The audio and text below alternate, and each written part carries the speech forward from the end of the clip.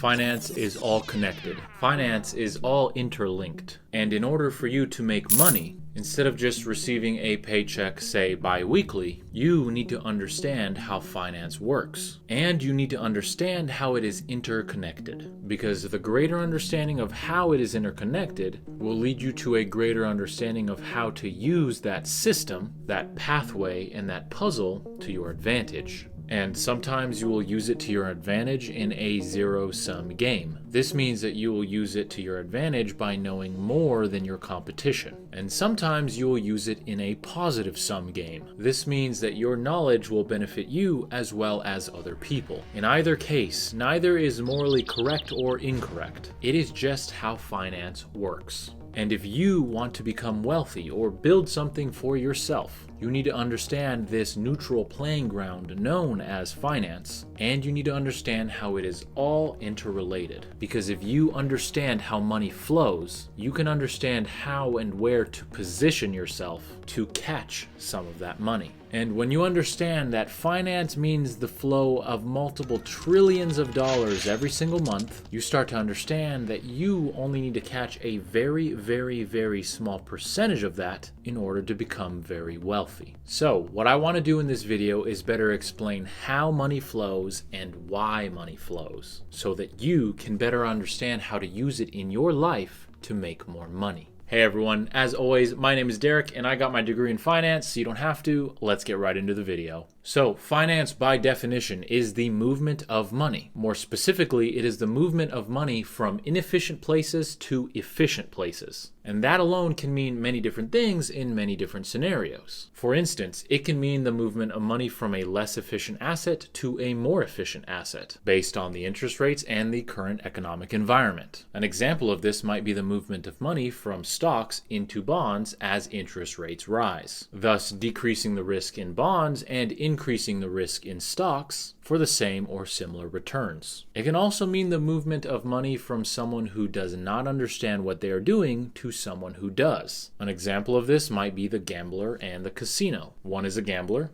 the other is a business. So first and foremost, in order to understand finance, we must understand that money is like a river that flows because of gravity. In finance, that gravity is efficiency. Money naturally wants to flow in the direction of efficiency and returns. And this brings me to where money begins, and that is the Federal Reserve. The Federal Reserve controls the flow of money at the source. It can print money, it can burn money, it can raise interest rates, and it can lower them. And while these actions may seem very simple, they have profound effects on the economy. And these simple actions, in a sense, shape and control the economy. They are essentially the floodgates to the money flow. And the economy will act a certain way depending on how much these gates open or close. So where does this money go? Well, mostly to banks. And this is done through what's known as the federal funds rate. Basically, what the Fed charges other lending institutions to borrow money from it. This is very important because your interest rate, whether you are borrowing or saving, depends on the federal funds rate. When the Fed's rate is low, your rate is low, and money is what's known as cheap. This usually grows the economy.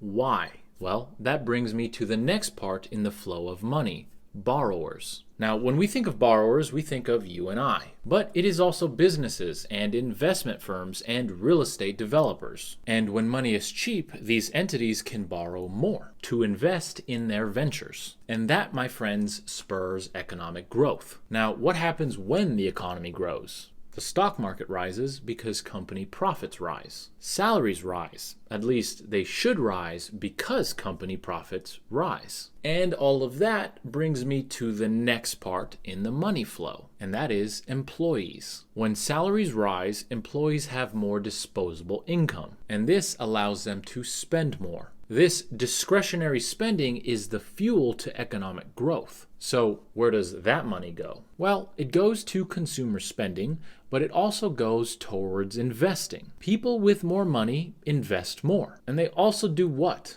They buy houses. And all of that brings me to the next part in the flow of money, and that is assets. As money flows from the feds to banks to borrowers to employees, asset prices rise. And that is because people are willing to spend more on assets if they are making more money. So home prices go up. But so do prices of everything. Because remember, prices for most things are inherently set by supply and demand. And this, of course, is what's classically known as inflation. More demand because people have more money and prices go up. And then supply goes up because it becomes more profitable for businesses to produce said goods. So as money flows from feds to banks to borrowers to employees, who become consumers and investors, prices rise, which is known as inflation, and the cycle continues as that money flows back to the banks in the form of interest payments from borrowers. This whole process is what's known as economic growth. And of course, naturally, the reverse happens if the Fed does the opposite, by raising interest rates or cutting money supply. Now, this flow is like a circular river. It starts where it ends, and it begins again. Each time, hopefully, a little bit bigger. But that isn't the real question. The real question is, how do you use this knowledge to make money? Well, most everyone already participates in the form of employment. But think of employees as people catching water with buckets. They then give these buckets filled with water to a company who provided the buckets. And in return, the company allows them to take home a small cup of this water. Employees participate every single day in the flow of money. But if you want more than just a paycheck, you need to position yourself somewhere else along the flow of money. How?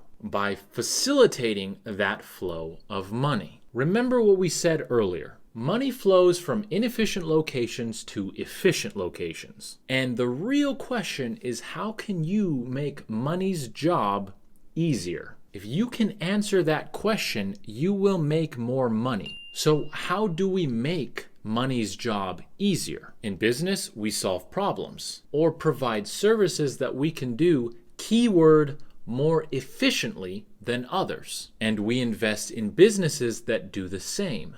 We buy or build assets that also accomplish this task. Why does an apartment building in LA make a ton of money? But if I build the same exact one in the middle of the desert, I'll lose a ton of money. Seems obvious, but think about it. The one in Los Angeles provides housing in a high employment area. This makes money's job of flowing easier. An apartment building in the middle of nowhere does not. Why is Uber so successful? Or should I say, why is Uber successful?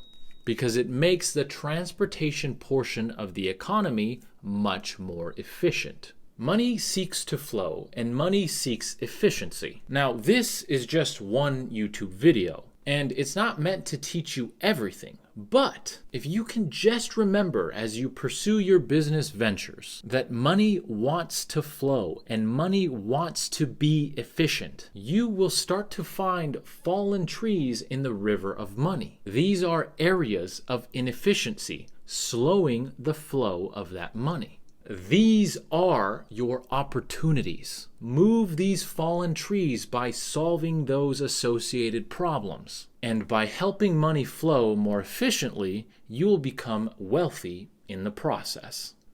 I hope this video gave you another perspective into money. And I hope it is a perspective that helps you well into the future. As I always say, we're not here to change the game. We're just here to get very good at playing it. And this is currently the game which the world is run on. And if you learn the rules and how it flows, perhaps you can go on to make a little bit more money in your life. At least that's all I can hope for. If you like topics like this and personal finance in general, then you're in the right spot because that's all we do. So feel free to subscribe if you haven't already, and make sure to turn on the bell notification so you don't miss the next video. Again, my name is Derek and I got my degree in finance, so you don't have to. I love you guys and I love being able to share this with all of you, and I will see you in the next one.